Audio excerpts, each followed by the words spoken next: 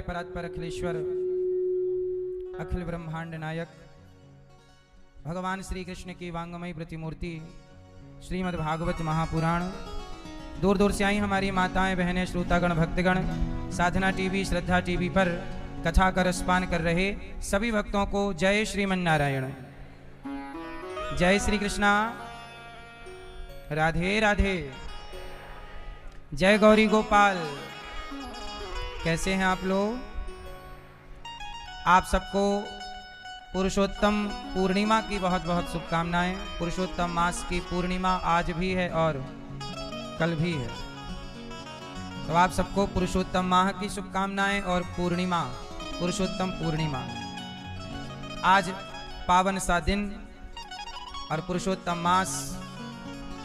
इस पावन सी कथा में हमारी मैया कथा का रसपान करा रही हैं और सबको कथा सुनने का मौका श्रीमती धनुबेन पटेल जी के द्वारा मैया के द्वारा सबको कथा की गंगा में डुबकी लगाने का अवसर मिल रहा है।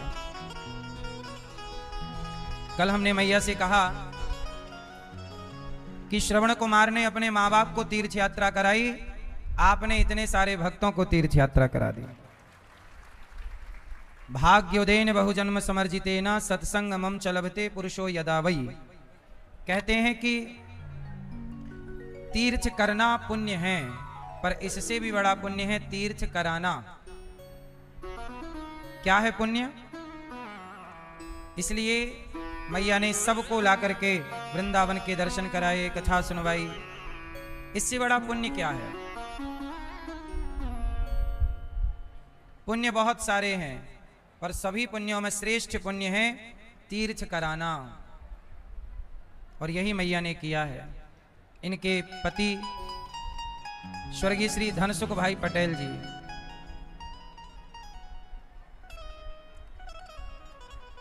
आपके पति मैया के जहां पर ये थे वहां पर आग लग गई थी। मैया सो रही थी तो मैया को इनके पति ने बाहर निकाला कि तुम बाहर चलो, आग लग गई है। अंदर और भी कोई थे, वो होटल थी तो वहां और भी गेस्ट थे, तो उनको निकालने के लिए वो गए और वहां से फिर वो लौटे नहीं। और मैया ने बताया कि उनका शरीर जल गया था पर उनकी माला नहीं जली थी, है ना मैया? उनके जप करने की माला। तो वही मैंने मैया से कल कहा कि वह जप की माला इसलिए छोड़ कर गए कि वह उनके भजन की निशानी है कि देखो भजन नहीं जलता, उनका भजन नहीं जला। हम हमेशा कहते हैं ना, आग में इतनी ताकत नहीं है कि वह आपके पुण्य को जला सके, आपके भजन को जला सके, आपकी भक्ति को जला सके। तो वह धनसुख भाई पटेल जी, आप तो पुण्यात्मा थे ही, आपकी माला भी रह गई और मैया ने आपके नाम से भागवत जी के सुंदर सा आयोजन करा के हजारों लाखों लोगों को पुरुषोत्तम माह में भागवत की कथा सुनवाने का यज्ञ किया है, पुण्य किया है। मैया अमेरिका से आई हैं और यहाँ कथा सुन रही हैं। धीरेन्द्र जी और देवेंद्र जी, देवेंद्र नीला जी और धर्मेंद्र प्रीति जी, आप मैया के पुत्र हैं, बहू हैं, सब प्रेम से कथा सुन रहे हैं। यहाँ पोथी पाठ भी आप लोगों ने बिठा रखा है अपने पितरों के लिए। 4 जून से 10 जून पुनः भागवत जी के पोथी पाठ होंगे। आप भी अपने पितरों के निमित्त भागवत जी के पोथी पाठ करा सकते हैं। भागवत जी के पोथी पाठ, पुरुषोत्तम माह चल रहा है, अपने पितरों के लिए, पूर्वजों के लिए भागवत जी का पाठ जरूर सुनाइए अपने माता पिता को भागवत। कल हम लोगों ने भगवान का उत्सव मनाया। क्या मनाया? Happy birthday to you. कल भगवान प्रकट हुए, भय प्रकट कृपाला दीन दयाला यशोमति के हितकारी। यशोमति मतलब यशोदा मैया का हित करने वाले भगवान कृष्ण प्रकट हुए। भय प्रकट कृपाला, भय प्रकट गोपाला, परम दयाला, यशोमति के हितकारी भगवान कृष्ण प्रकट हुए। कैसे प्रकट हुए? शंख चक्र गदा पद्म लेकर, तमद्भुतम बालकमं मुझे क्षणम चतुर्भुजम शंख गदायुधायुधम। क्या लेकर प्रकट हुए? शंख चक्र लेकर। भगवान सदा शंख चक्र लिए रहते हैं। चक्र क्यों? अपने भक्तों के रास्ते पे आने वाले संकट को काटने के लिए, अपने भक्तों का यश बढ़ाने के लिए शंख, कष्ट काटने के लिए चक्र, और भगवान के एक हाथ में है कमल। कमल का पुष्प भगवान को बड़ा पसंद है, प्रिय है। अच्छा, कमल जानते हो कहां से आया है? कहां से आया है? कहां से? कमल कहां से निकला? कहां से? कहां से? कीचड़, कीचड़ से कमल निकला है? कमल निकला भगवान की नाभि से। कीचड़ के सिवा कुछ दिख ही नहीं रहा है। कमल कहां से निकला? भगवान नारायण की नाभि से कमल। फिर कमल में ब्रह्मा जी प्रकट हुए। कमल ब्रह्मा, कमल क्या है? ब्रह्मा जी का बनाया नहीं है कमल। ब्रह्मा जी की बनाई सृष्टि में कमल नहीं आता, इसलिए भगवान की सुंदरता की उपमा कमल से दी जाती है ना। नव कंज लोचन कंज मुख कर पद कंज। भगवान के सुंदर से नेत्रों को कमल की पंखुड़ी की तरह कटीले नेत्र हैं। नव कंज लोचन। भगवान कमल हाथ में लिए रहते हैं भगवान नारायण। क्यों? कमल से हमें, आपने कमल से कुछ सीखा कि नहीं? क्यों? आपने कमल से क्या सीखा? कमल देखा आपने? पुष्प, क्या सीखने को मिला उससे?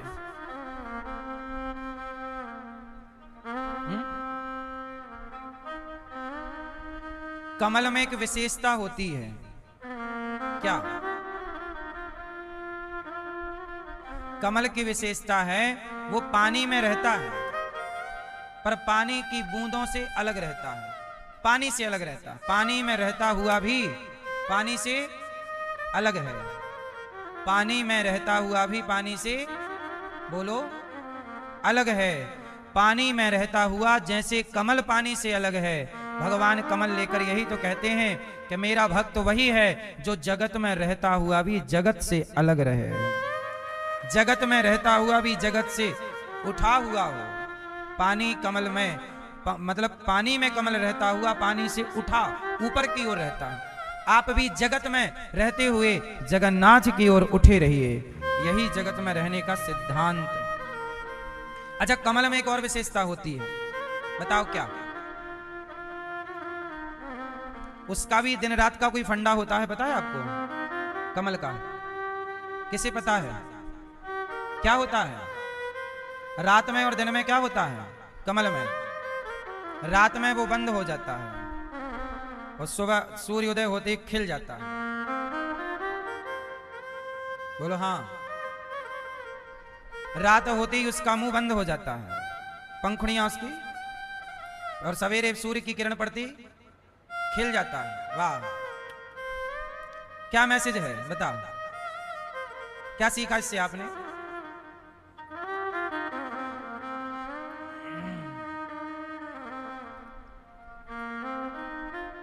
क्या सीखा? अंधेरा होते ही कमल, सवेरे होते ही कमल खिल गया। कमल सवेरे का इंतजार करता है और जब तक सुबह नहीं होती वो खिलता नहीं।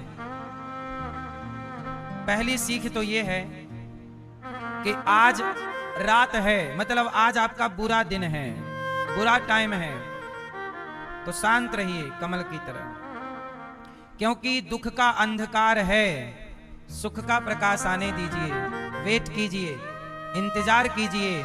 यदि दुख की रात है तो सुख का दिन भी होगा, खिलने का मौका देंगे भगवान, चिंता ना करो, खिलने का अवसर मिलेगा आपको। रात आई है तो सुबह भी जरूर आएगी, और सुबह होते ही खिल जाता है कमल। और हम तो आपसे यही कहते हैं कि खिले हुए रहना चाहिए कमल की तरह, इसलिए भगवान कमल को रखते हैं। कमल पहला ब्रह्मा जी की सृष्टि नहीं है, भगवान से प्रकट हुआ। दूसरा, कमल पानी में रहते हुए भी पानी से अलग है। तीसरा, रात को बंद दिन में खुला हुआ। ये जीवन में मैसेज है कि हम भी जीवन में दुख आए, परेशानी आए तो शिकायत किसी से ना करके चुप। रात आती है तो कमल किसी से शिकायत नहीं करता, अपने को बंद कर लेता है। उसे पता है रात आ गई, बंद हो जाओ। ऐसे ही जब दुख के दिन आए तो रहीमन चुप हो बैठिए, देख दिनन के फेर। रहीमन चुप हो बैठिए, जब समय अच्छा ना हो तो चुप बैठ जाना चाहिए। समय विपरीत हो, कल खिलने का मौका मिलेगा, खिल लेना। तो जीवन में खिले हुए होना चाहिए कमल की तरह। भगवान कृष्ण प्रकट हुए कहां? मथुरा में आए गोकुल। गोकुल से भगवान दिव्य लीला करते हुए वृंदावन आए और वृंदावन से भगवान मथुरा गए, कंस को मार करके और आगे की लीला किए। सुखदेव जी, परीक्षित जी ने कहा कि जरा प्रभु की लीला का विस्तार कीजिए। तब विस्तार करते हैं, सुनो। भगवान श्री कृष्ण जब प्रकट हुए तो वृंदावन मथुरा से वसुदेव जी सिर पे रखकर गोकुल पहुंचाए और यशोदा ने कन्या को जन्म दिया था। श्री कृष्ण को रखा और कन्या को वसुदेव जी ने टोकनी पे लिटाया और ले गए। और जब कन्या रोई तो कन्या को देखकर कंस को लगा देवकी का 8वां बच्चा आ गया। जब जाके देखा तो वो लड़की। कंस बोला, आकाशवाणी ने तो कहा था कि देवकी का 8वां गर्भ तेरा काल होगा, तो शायद 8वें गर्भ में लड़की है। तो कंस ने कहा खतरा तो दोनों से है, लड़का हो या लड़की। तो मार डालने के लिए पत्थर पर पटक दिया और जब पटका तो वह कन्या हाथ से छूटकर कंस के आकाश में चली गई और आकाशवाणी करती हुई बोली, कंस तू मुझे क्या मारेगा, तुझे मारने वाला प्रकट हो चुका है। अब कंस घबरा गया कि भाई कहां से प्रकट हो जाएगा, क्या देवता भी झूठ बोलने लग गए? देवताओं ने तो कहा था आकाशवाणी में देवकी का 8वां गर्भकाल और 8वीं तो ये लड़की है और ये आकाश में गई। यही कन्या विंध्यवासिनी कहलाई। विंध्याचल पर्वत पर जाकर रही और विंध्यवासिनी मैया के नाम से दुनिया जानती है। तो ये मैया कहां विराजी? विंध्याचल, विंध्यवासिनी मैया। ये यशोदा की पुत्री हैं। तो जो दुर्गा हैं, देवी हैं, ये यशोदा की पुत्री हैं। इन्हें 9 नाम से जाना जाता है। प्रथमम शैलपुत्री च, द्वितीयम ब्रह्मचारिणी, तृतीयम चंद्रघंटेति, कूष्मांडेति, चतुर्थकम। तो ये नवरात्रि जो है, ये देवी जो है, ये यशोदा जी की पुत्री हैं, भगवान श्री कृष्ण की बहन। तो दुर्गा भगवान कृष्ण की क्या लगी? बहन। तो देवी भगवान की क्या लगी? बहन, क्योंकि ये यशोदा की कन्या है। फिर कंस ने बड़ा पश्चाताप किया कि राम राम, मैंने देवताओं के कहने से बेकार ही अपनी बहन को जेल में डाला। अब जेल से मुक्त कर दिया कंस ने। वसुदेव देवकी की बेड़ियां कटवाई। कहा बहन क्षमा करना, वो हमें मारने वाला तो कहीं प्रकट हो गया, हमने बेकार ही आपको बड़ा कष्ट दिया। तो जेल से मुक्त कर दिया कंस ने। किसको? देवकी वसुदेव को। अच्छा, इसमें एक नारद जी की भी एंट्री है। जब देवकी माँ का पहला बच्चा हुआ तो कंस ने उसे लौटा दिया था। बोले हमें पहले से खतरा नहीं है, हमें खतरा 8वें से है। तो जब लौटाया तो नारद जी बोले, यहां ए कंस सुनो, क्या कर रहे हो? बोले देवकी का कोई भी बालक 8वां हो सकता है। 5 उंगली है, यहां से गिनो तो ये 5वीं और यहां से गिनो तो ये 5वीं। कौन सा 8वां हो जाए पता नहीं। अच्छा, नारद जी के कहने से कंस ने देवकी के पुत्र को बुलवाया और फिर मारा। जबकि कंस ने पहले पुत्र को छोड़ दिया था तो दूसरे को भी छोड़ता, तीसरे को भी छोड़ता, पर नारद जी के कहने से उसने मार डाला। अब सवाल ये खड़ा हुआ कि नारद जी ने क्यों कहा? भाई किसी की जान बच रही है तो आप क्यों घुस रहे हैं बीच में? तो बताओ नारद जी ने सही किया कि गलत? क्या किया नारद जी ने? नारद जी ने कहा कि देवकी का कोई भी बच्चा 8वां हो सकता है। तो कंस ने बुलाया, बच्चे को मार डाला। तो नारद जी ने सही किया कि गलत? बोलो जोर से, जोर से। सही कि गलत? सही। कैसे सही है? हैं? हाँ, नारद जी ने सही तो किया, पर सही का कारण भी आपको पता होना चाहिए।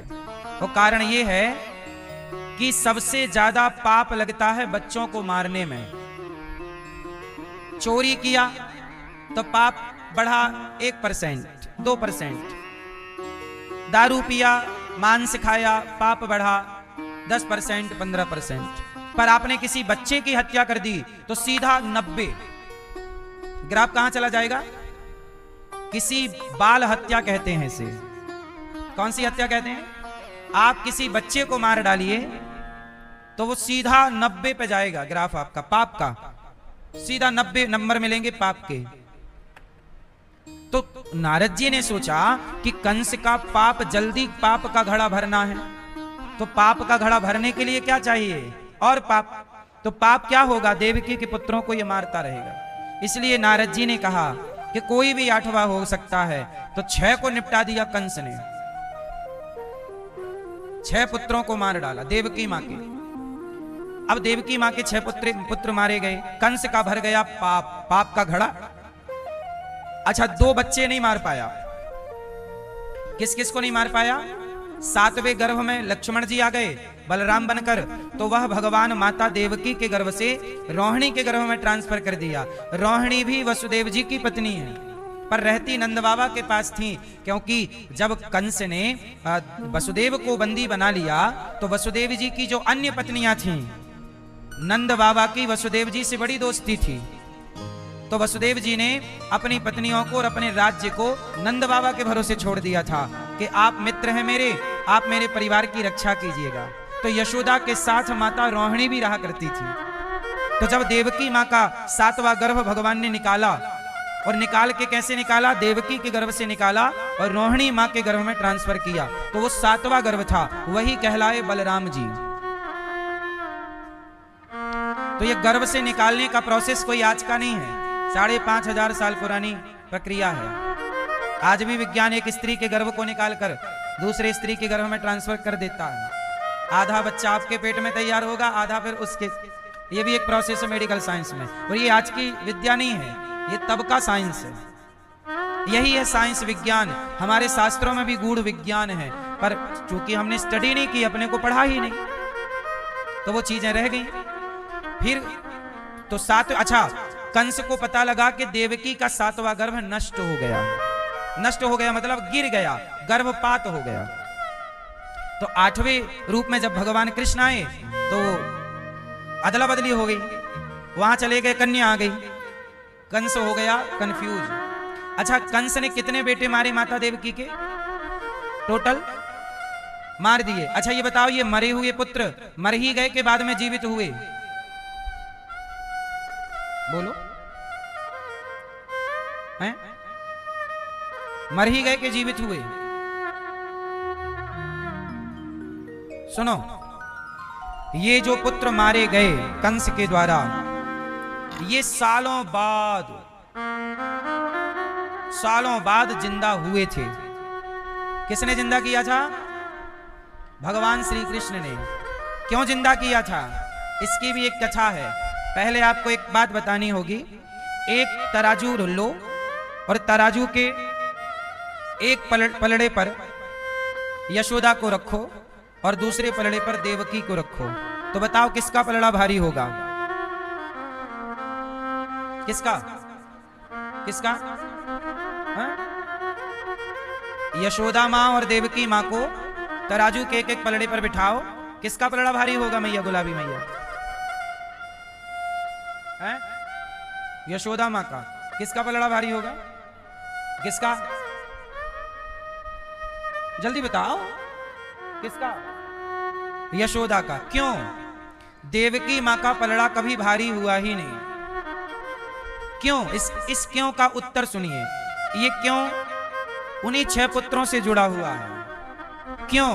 इस क्यों का उत्तर तब मिल जाएगा जब आप ये समझ जाएंगे कि जब भगवान कृष्ण बड़े हुए और यशोदा माँ को, नंद बाबा को वृंदावन में छोड़कर जब भगवान मथुरा गए और कंस को मारा, और जब कंस को मार के भगवान द्वारिका गए, कहां गए?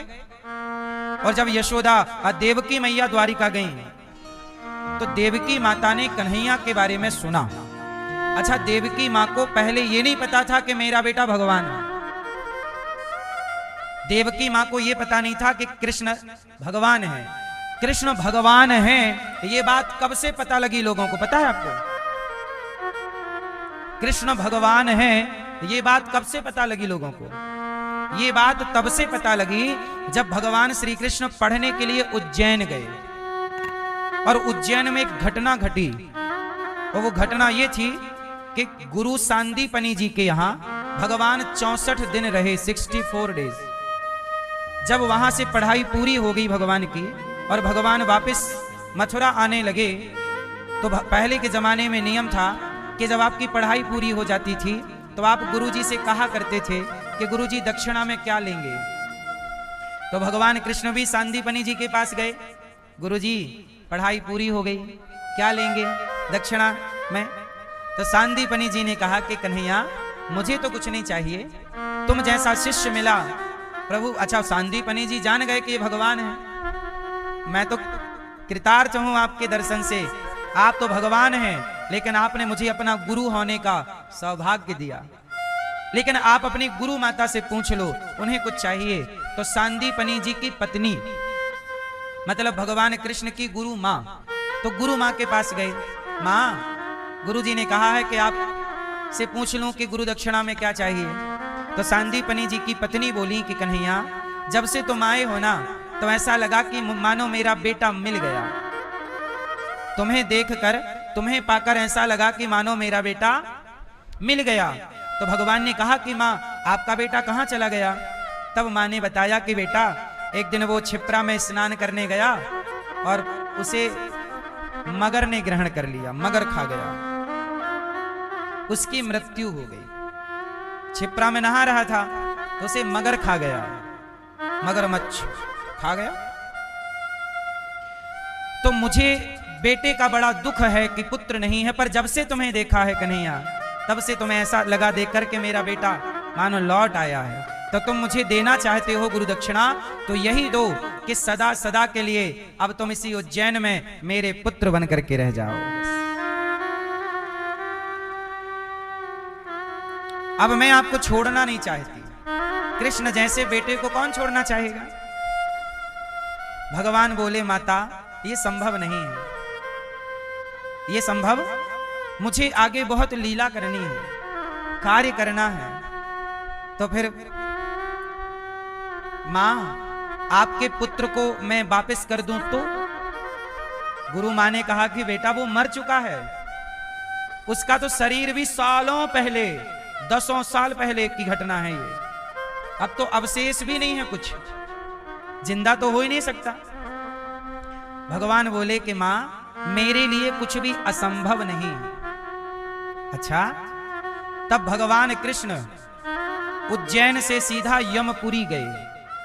मां रुको, मैं आपका बेटा लाता हूं। मां को लगा कि ठीक है, ऐसे यमपुरी गए, यमराज से कहा कि गुरुजी के पुत्र का सूक्ष्म शरीर प्रदान कीजिए। सूक्ष्म शरीर ले आए यमपुरी से यमराज के पास। यमराज ने प्रणाम किया, प्रभु आप यहाँ कैसे। बोले हमारे गुरुजी का पुत्र मर चुका है, वापस करो। यमराज तो उनके नौकर हैं, भगवान कृष्ण के कौन है यमराज जी, बोलो। दो रिश्ते हैं, एक तो भगवान के नौकर हैं यमराज जी, एक तो भगवान के सब नौकर हैं। इंद्र कौन है, भगवान के नौकर। भाई जितने भी जो है सब ना नौकरी कर रहे हैं, यहां तक कि भगवान के नौकर सब नौकरी कर रहे हैं। और दूसरा संबंध भी है, भगवान श्री कृष्ण के साले हैं यमराज जी। यमराज जी की बहन का नाम है यमुना, और यमुना भगवान कृष्ण की पत्नी है, तो साले हो गए। तो साला क्यों ना माने जीजा की बात। तो भगवान बोले लाओ साले साहब। तो भगवान कृष्ण वहां गुरु जी का मरा हुआ पुत्र लिए, आत्मा उसकी शरीर, सूक्ष्म शरीर लिया, और भगवान ने अपने कृपा से उसके शरीर का निर्माण किया और जिंदा करके जस का तस उनका बेटा उनको लौटा दिया। माता ये रहा आपका बेटा। तो जब सांदीपनि जी का मरा हुआ पुत्र, देखिए इसलिए कृष्ण मनुष्य नहीं है, मनुष्य के रूप में कृष्ण कौन है, क्योंकि ये काम किसी इंसान का नहीं है। तो भगवान ने उनके पुत्र को, सांदीपनि जी को लौटाया।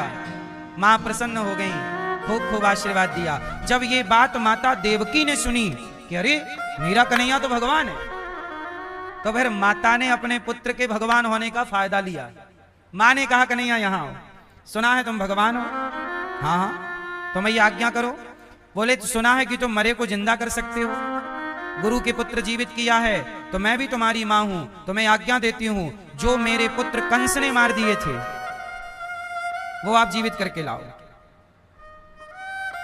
तब भगवान कृष्ण ने माता देवकी की आज्ञा मानकर देवकी मां के भी 6 मरे हुए पुत्रों को जीवित किया और जीवित करके लौटाया। और जैसे ही दिया वैसे ही माता देवकी का ग्राफ नीचे चला गया, पलड़ा कमजोर पड़ गया। क्यों? इसलिए कमजोर पड़ गया, देवकी मां को अब सबने कहा माता क्या कृष्ण जैसा पुत्र पाने के बाद भी क्या और किसी पुत्र की इच्छा होनी चाहिए?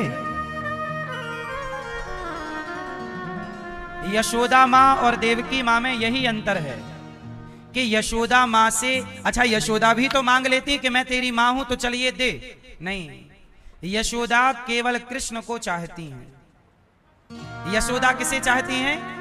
जोर से। यशोदा कृष्ण को चाहती हैं और देवकी कृष्ण से चाहती हैं। यशोदा कृष्ण को चाहती हैं और देवकी कृष्ण से चाहती हैं। बोलो हाँ। तो कृष्ण को चाहना और कृष्ण से चाहना, बात समझ में आ रही है? आप भगवान को चाहते हैं कि भगवान से चाहते हैं? जोर से।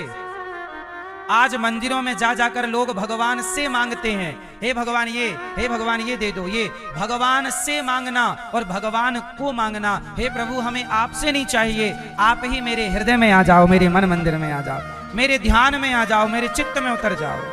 भगवान को मांगना और भगवान से मांगना।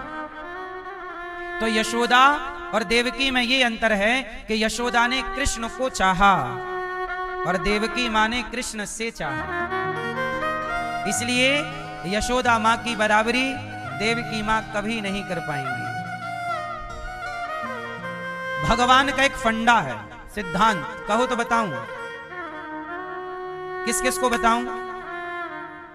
भगवान का एक सिद्धांत है, भगवान को विकल्प नहीं चाहिए। क्या नहीं चाहिए? जोर से। ऑप्शन। क्या नहीं चाहिए? जोर से। भगवान कहते हैं जिस भक्त के पास विकल्प है, ऑप्शन है, मैं उससे दूर हूं। भगवान उसी को मिले जिसका कोई विकल्प नहीं रहा। उदाहरण से समझो, देवकी मां, द्रौपदी मां, द्रौपदी कौन है? श्री कृष्ण की बहन। जब द्रौपदी माता पर संकट आया, द्रौपदी के भरी सभा में जब चीर हरण हुआ तो द्रौपदी के पास ऑप्शन थे और द्रौपदी मां ने उन ऑप्शनों का प्रयोग करने का प्रयास किया। क्या ऑप्शन थे? जब द्रौपदी के वस्त्र हरण हुआ तब द्रौपदी मां ने किसे बुलाया? अर्जुन बचाओ, तुम गांडीवधारी हो। भीम बचाओ, तुम्हारे पास 10,000 हाथियों का बल है। धर्मराज युधिष्ठिर बचाओ, गुरु द्रोणाचार्य बचाओ, पितामह बचाओ। तो द्रौपदी के पास क्या है? ऑप्शन है, विकल्प है, ये। तब तक भगवान नहीं आए। अच्छा द्रौपदी, उन्हीं को बुलाओ, जाओ बुलाओ।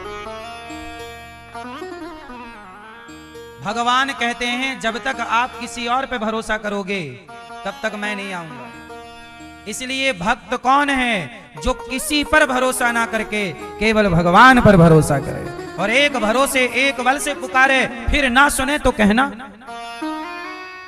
आप 17 लोगों पे भरोसा करते हैं और आप बाद में क्या कहते हैं? महाराज जी हम जिस पे भरोसा करते हैं वो तोड़ देता है। तो जब हम कह रहे हैं गला फाड़ फाड़ के कि मत करो भरोसा, संसार नहीं है भरोसे के योग, तो क्यों करते हो? और करते हो तो फिर पाओगे,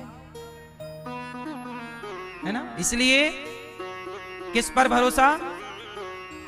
एक भरोसे एक बल, एक आस विश्वास, एक राम घनश्याम हित, चातक तुलसीदास।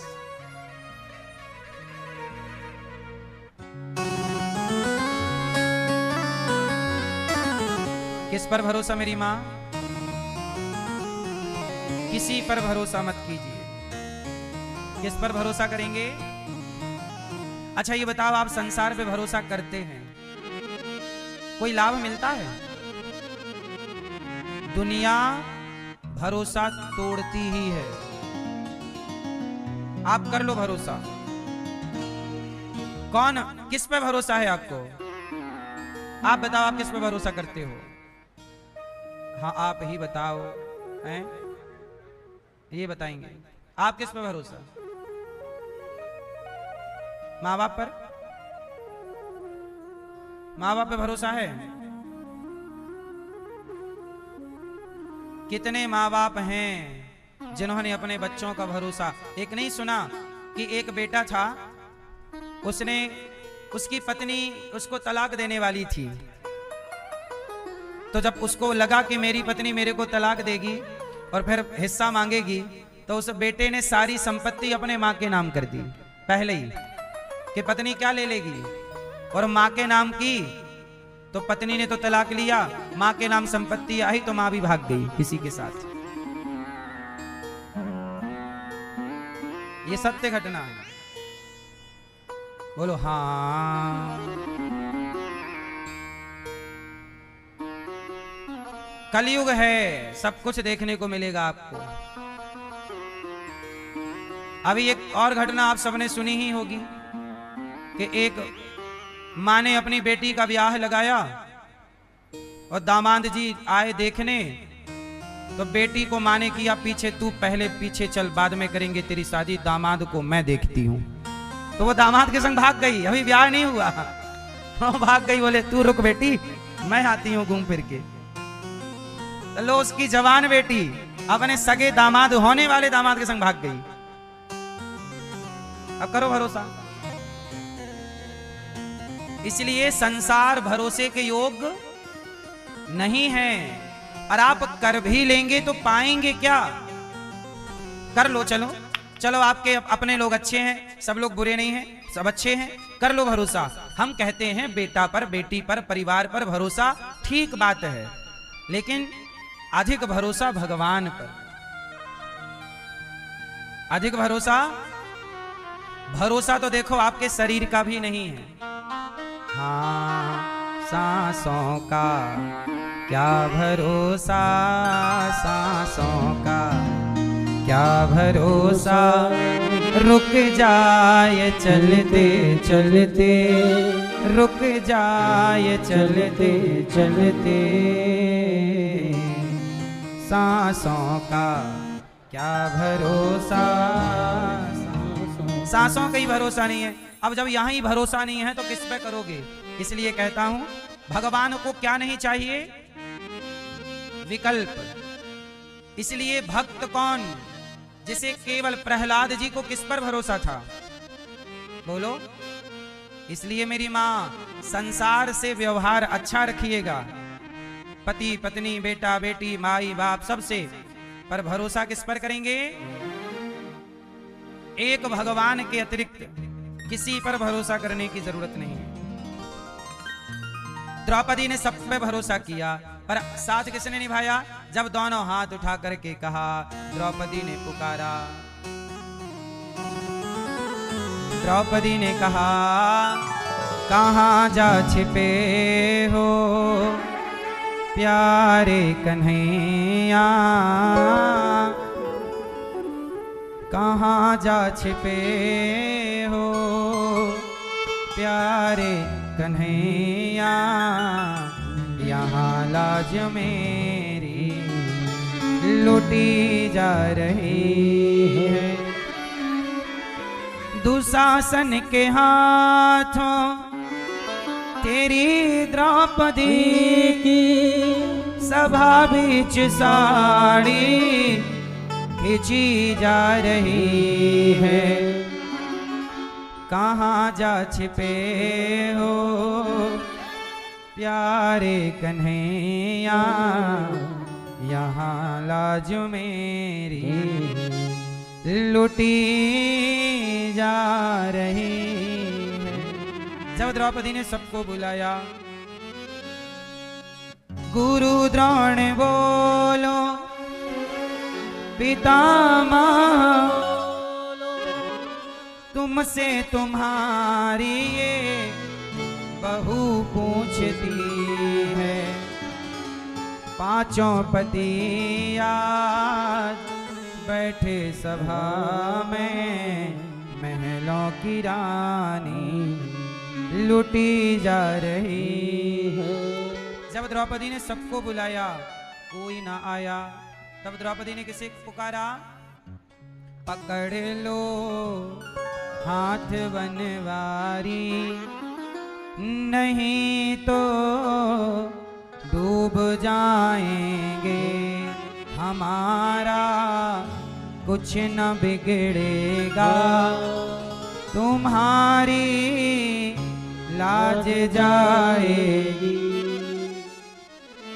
जब द्रौपदी ने पुकारा मेरी यशुवन भीगे साड़ी, आ जाओ कृष्ण मुरारी, अब जाए न लाज हमारी, अब जाएगी लाज तुम्हारी, आ जाओ कृष्ण मुरारी।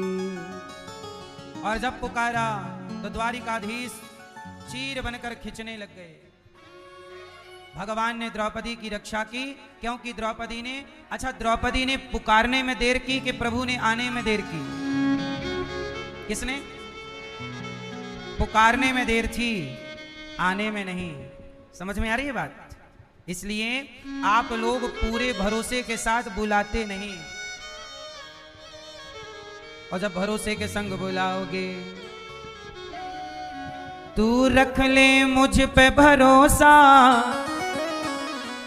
तू रख ले मुझ पे भरोसा, नैया पार लगा दूंगा, तुम 2 कदम चलो मैं 10 कदम चलूंगा, तू आगे चलता जा तेरे पीछे मैं चलूंगा, तू थक भी गया राहों में, मैं तुझको उठा के चलूंगा, हर वक्त हर घड़ी, हर वक्त हर घड़ी मैं साया बन के चलूंगा, तुम 2 कदम चलो मैं 10 कदम चलूंगा।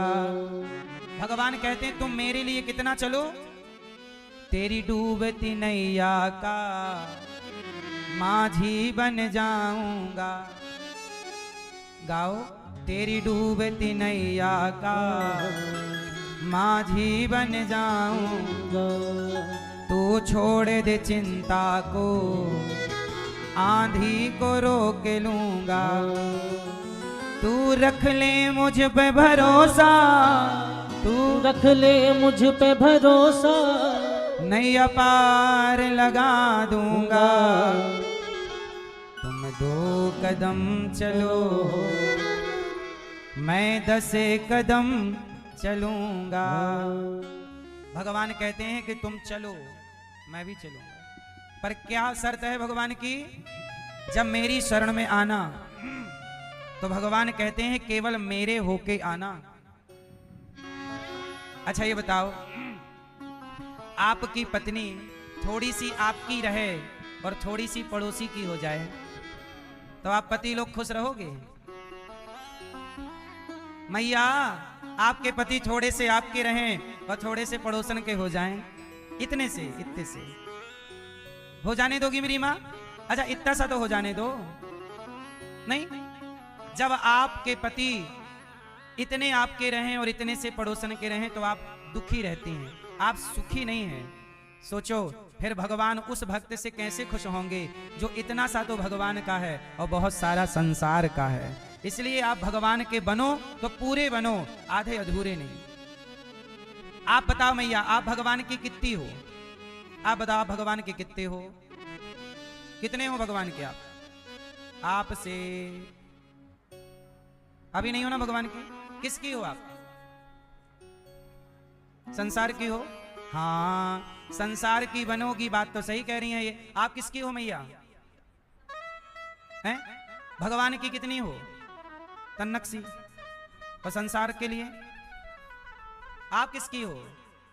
हाँ, इतना सा नहीं।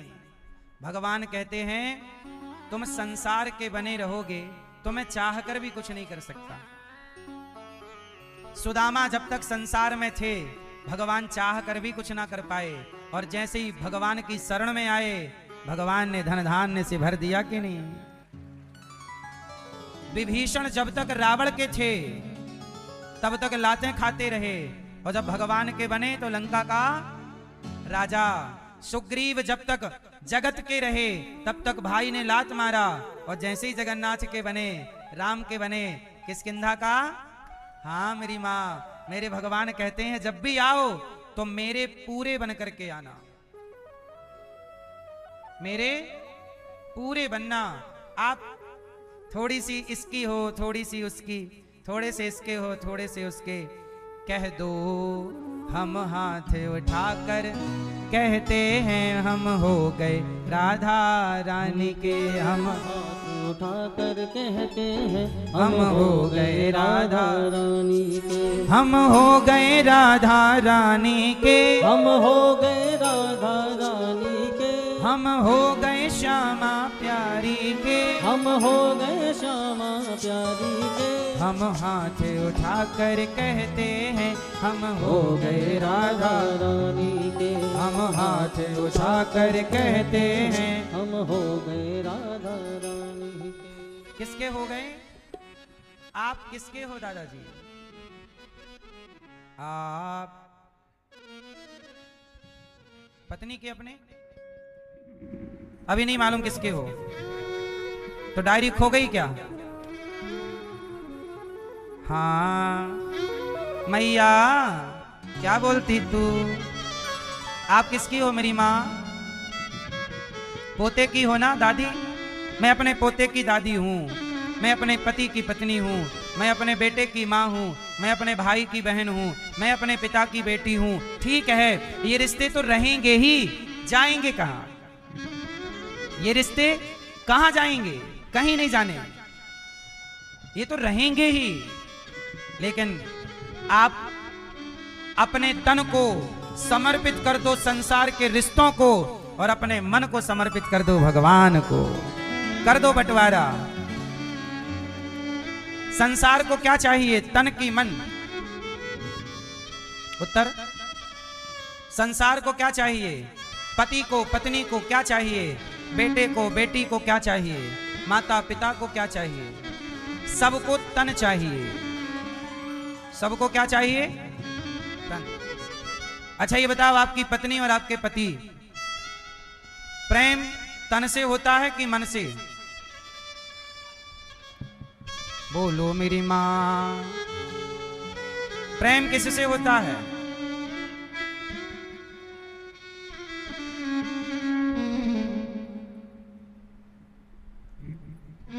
इसलिए कहता हूं अपने मन को गंदा ना करो। प्रेम, सच बताएं, संसार में प्रेम होता ही नहीं। सच। अच्छा एक बात बताओ, पति पत्नी के बीच में प्रेम ज्यादा है कि स्वार्थ ज्यादा है? बोलो। जिसे आप प्रेम कहते हैं, जब अपने सूक्ष्मदर्शी यंत्र माइक्रोस्कोप की ज्ञान की चक्षुओं से देखोगे तो पता लगेगा वो प्रेम नहीं था, वो पत्नी और पति का स्वार्थ था। अच्छा, माँ बेटे के बीच में प्रेम है कि स्वार्थ है? एक रिश्ता बताइए जिसमें स्वार्थ ना हो, एक का नाम बताओ। माँ बेटे के रिश्ते में माना कि स्वार्थ कम है, पर है थोड़ा ही सही, पर है कि नहीं? इसलिए संसार का हर रिश्ता स्वार्थी है। जिसे आप प्रेम समझते हो वो प्रेम नहीं है। बेटा अपने माँ बाप को कमा कमा के पैसा दे तो माँ बाप बड़े प्रसन्न रहते हैं, वो कमा कमा के पैसा ना दे तो माँ बाप का मुंह फूल जाता है। सही है कि गलत है? 3 बेटे होंगे, जो बेटा ज्यादा कमाएगा माँ बाप का अटैचमेंट उसकी तरफ ज्यादा होगा। माँ बाप हैं और माँ बाप भी स्वार्थी होते हैं। ये बात सही है कि गलत है? आप कह दीजिए कि गलत है तो मैं नहीं बोला करूंगा। संसार के हर रिश्ते में स्वार्थ कहीं ज्यादा है कहीं कम पर है। बोलो हाँ कि ना। इसलिए एक ही रिश्ता ऐसा है, संसार आपको देखेगा तो कोई ना कोई स्वार्थ से देखेगा, लेकिन भगवान हैं, उन्होंने आपको आंखें दे दी। क्या स्वार्थ था भगवान का? आपको इतनी सुंदर आंखें दी, इतने सुंदर पांव दिए, इतना सुंदर जीवन दिया, क्या स्वार्थ था?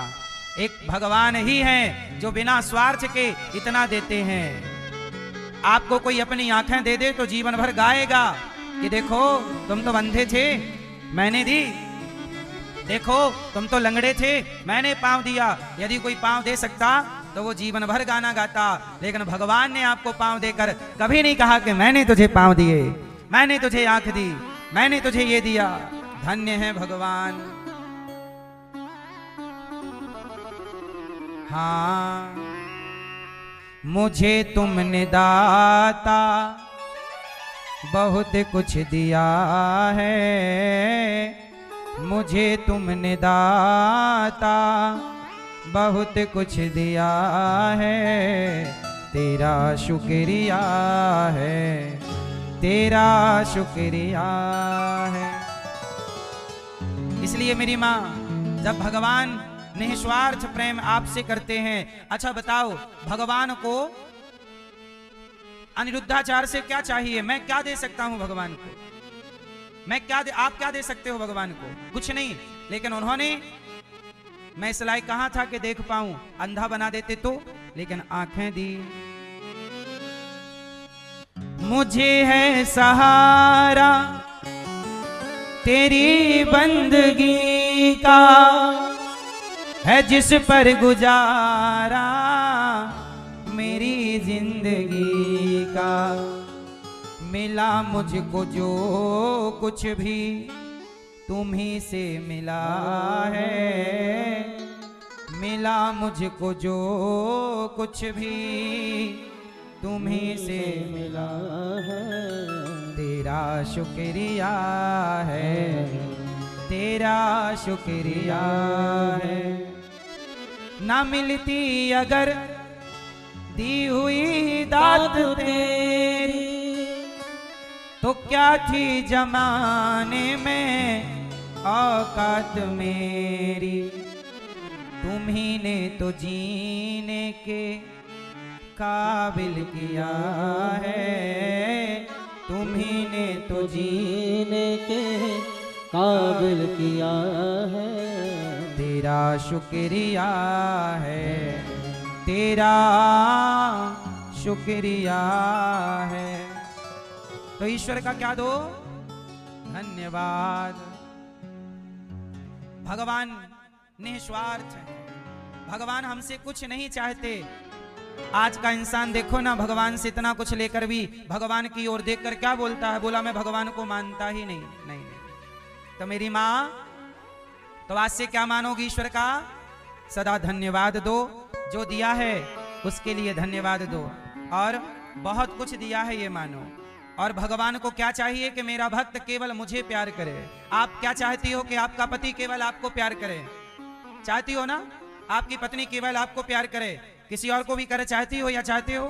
फिर भगवान कैसे चाहेंगे? भगवान चाहते हैं मेरा भक्त केवल मेरे से प्यार करे, बस राम ही केवल प्रेम प्यारा। इसलिए मैया, आप किसकी बनोगी? मैया, आप किसके बनोगे? बेटा, ये बच्चों को शांत करो। किसके बनोगे? मैया, किसके बनना है? जोर से। तो इतना सा बनोगे कि पूरे पूरे हो जाओ भगवान के, और थोड़े थोड़े रहना संसार के। पूरे हो जाओ और थोड़े थोड़े इतना सा रहना अपने पत्नी का, इतने से रहना अपने पति की तन्नक सी। बोलो हाँ। मैया, किसकी हो आप? चश्मा वाली मैया, किसकी हो आप? अब कह दो ना मेरी माँ, मैं तेरा हूँ तू मेरा है, मैं तेरा हूँ तू, मैं तेरा हूँ तू मेरा है, मैं तेरा। अब कह दो कि प्रभु हम आपके, हमने अपने आप को समर्पित। तो देखो यशोदा और देवकी माँ के पलड़े में किसका पलड़ा भारी है? क्यों? क्योंकि यशोदा के पास विकल्प नहीं है, वो केवल कृष्ण से प्यार है। और देवकी माँ के पास विकल्प है, मेरे बेटे जो मर गए थे जीवित करो, भगवान ने दे दिया। अब मैया उनसे प्यार कर रही है, कन्हैया बैठे, इसलिए देवकी माँ का पलड़ा कमजोर पड़ गया। तो मेरी माँ भगवान कृष्ण प्रकट हुए और जैसे ही भगवान मथुरा चले तो भगवान को मारने पूतना मौसी आ गई। पूतना लोके बालघिनी राक्षसी रुधिरासना जिघांसयापहरये स्तनम दत्वाप सदगतिम। पूतना भगवान को मारने आ गई। क्या करने आई? अपने स्तन में जहर लगा के आई। और भगवान कृष्ण पालने पर लेटे थे, पूतना गई और भगवान को छाती से लगाया और दूध पिलाया। थोड़ा जहर था, भगवान ने जहर भी पी लिया। मौसी है ना पूतना, आई मारने आई सुंदरी बनकर। अब दूध ही अच्छा, दूध कौन पिलाती है? माँ। तो आखिर पूतना भले मारने की दृष्टि से आई पर बनी क्या है? माँ। भगवान ने कहा माँ बनी हो तो तुम्हें मारेंगे पर नरक नहीं भेजेंगे। पूतना को भगवान ने तार दिया है, दूध पी लिया, जहर पी लिया, प्राण पीने लगे। पूतना चिल्लाई बालक छोड़ दो। भगवान बोले मौसी जी हम जल्दी से पकड़ते नहीं हैं और पकड़ लेते हैं तो फिर कभी अब छोड़ेंगे नहीं। अब नहीं छोड़ा पूतना। अच्छा जब पूतना आई ना तो भगवान ने पूतना को देखकर नेत्र बंद कर लिए, पूतना को देखा ही नहीं। भगवान कहते हैं पूतना के मन में कपट भरा है, बाहर से बड़ी सुंदरी है, भीतर से छल कपट है। आजकल कुछ लोग ऐसे ही होते हैं, बाहर से अलग दिखेंगे, भीतर से अलग। बाहर से राम राम और भीतर से छुरी। तो भैया भगवान कहते हैं जिसके मन में कपट है, मोहि कपट छल छिद्र ना भावा। हमें वह व्यक्ति अच्छा नहीं लगता जो कपटी है। कौन अच्छा नहीं लगता? इसलिए क्या हो जाओ? निष्कपट हो जाओ, कोई कपट ना। पूतना को प्रभु ने तार दिया। ये पूतना पिछले जन्म में राजा बलि की बेटी रत्नमाला थी। जब वामन भगवान को देखा तो मन में आया ऐसा बेटा मेरा होता तो मैं दूध पिलाती। भगवान बोले तथास्तु। फिर जब भगवान ने 2 पग में सब नाप लिया तो बोली ऐसा छलिया बेटा मेरा होता तो जहर पिला देती। भगवान ने कहा तथास्तु। पहले बेटे का भाव, मां बनने का, फिर मारने का भाव, तो दोनों को एक जन्म में पूरा किया। अगले जन्म में पूतना बनाया और भगवान ने वो उसे मार भी दिया और उसका सपना भी पूरा हो गया। वो मारने भी आई और दूध भी पिला रही है, लेकिन भगवान ने मारने वाली को भी तार दिया। भगवान बड़े दयालु हैं। अच्छा बताओ भगवान दयालु हैं कि नहीं? भगवान क्या है? दयालु। भगवान का नाम है दीन दयाल। क्या नाम है? बताओ दीन दयाल किसे कहते हैं? दीन दयाल बिरद संभारी हरहु नाथ मम संकट भारी। तो दीन दयाल किसे कहते हैं? जो दीनों पर दया करें उन्हें कहते हैं दीनों पर दया करने वाले को दीन पर दया, तो दीन दयाल। हम जैसे दीनों पर ये दया करते हैं तो ये दीन दयाल कहलाते हैं। हम पर दया नहीं करेंगे तो इन्हें दीन दयाल कहेगा कौन? इन्हें कहते हैं पतित पावन। पतित कौन? पतित कौन? हम पतित हैं। पतित मतलब पापी। हम पापी हैं, हम पतित हैं और हमें पवित्र करते ये तो नाम पड़ गया पतित पावन। हम पतित ना होते तो इन्हें पावन कौन कहता? हम पतित होते ही नहीं तो ये पावन करते ना, वो करते ना तो फिर इन्हें पतित पावन कहता कौन? है ना? कृपा की न होती जो आदत तुम्हारी तो सुनी ही रहती अदालत तुम्हारी। न हम होते मुल्जिम न तुम होते हाकिम तो किस दिल में होती इबादत तुम्हारी। गरीबों की दुनिया है आबाद तुमसे, गरीबों से है बादशाहत तुम्हारी। कृपा की न होती जो आदत तुम्हारी, तो सुनी ही रहती अदालत तुम्हारी। भगवान की अदालत सुनी होती यदि भगवान का नाम कृपा सिंधु ना होता तो। भगवान का एक नाम है कृपा सिंधु। बोलो हे कृपा सिंधु। बताओ कृपा सिंधु किसे कहते हैं? कृपा सिंधु किसे कहते हैं? बोलो। जैसे समुद्र की गहराई का पता नहीं और छोर का पता नहीं, ऐसे भगवान कितने दयालु हैं, उनकी कृपा का पता ही नहीं, इसलिए कृपा सिंधु हैं। उनकी कृपा समुद्र की तरह गहरी है। किस पर कृपा हो जाए किस पर ना हो कोई नहीं जानता। ध्रुव जी पर कृपा हो गई, पूतना पर कृपा हो गई, मारने वाली पर कृपा। इसलिए तो मेरी माँ हम लोग भी आस लगा के पलकें बिछा कर बैठे हैं कि पूतना पर प्रभु आपने कृपा की, तो हम तो पूतना से ठीक ही हैं। पूतना पापनी तो थी पर प्रभु के स्पर्श से पवित्र हो गई, इसलिए उसके शरीर से सुगंध निकल पड़ी। इसके बाद भगवान थोड़ा बड़े भये, शकटासुर आया भगवान को मारने, छकड़े पे आकर बैठा, गाड़ी पर बैठा। भगवान ने एक लात मारा, शकटासुर धड़ाम से गिर पड़ा, मर गया। भगवान ने शकटासुर का उद्धार किया। अच्छा, गाड़ी के मैया नीचे कन्हैया को लिटाई, बैलगाड़ी के नीचे।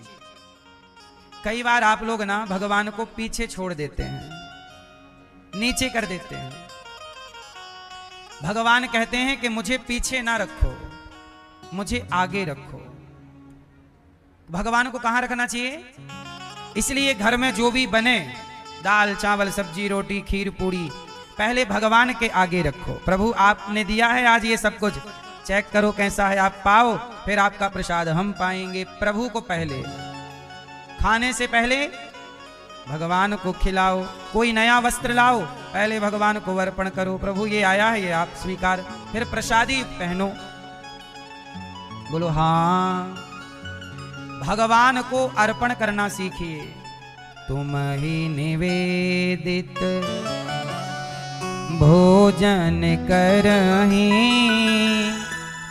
भगवान को निवेदित करके फिर प्रसाद, फिर सब कुछ। पहले भगवान को, सवेरा हो आज का दिन, इसलिए पहला 2 5 10 मिनट प्रभु का ध्यान कर लो। प्रभु आज का दिन आपने दिया, इसके लिए धन्यवाद। सुबह हो तो प्रभु के नाम, शाम हो। अच्छा एक बात बताओ, आप लोग परेशान हो जाते हैं महाराज जी भगवान भगवान भगवान। अरे भाई एक बात बताओ, भगवान भगवान हम क्यों ना करें? हम ये जान गए हैं कि ये जीवन देने वाले भगवान हैं, इसलिए हम नमक हरामी नहीं करना चाहते। जिसने दिया है उसका धन्यवाद तो बनता है ना, इसलिए आप जितना धन्यवाद दो सब कम है। सही है? आप वैसे भगवान को कुछ दे तो सकते नहीं, तो धन्यवाद ही दे दो। वो भी नहीं दोगे तब तो बड़ी गजब बात हो जाएगी। शकटासुर का उद्धार किया, तृणावर्त आया, बवंडर के रूप में भगवान ने मार गिराया तृणावर्त को।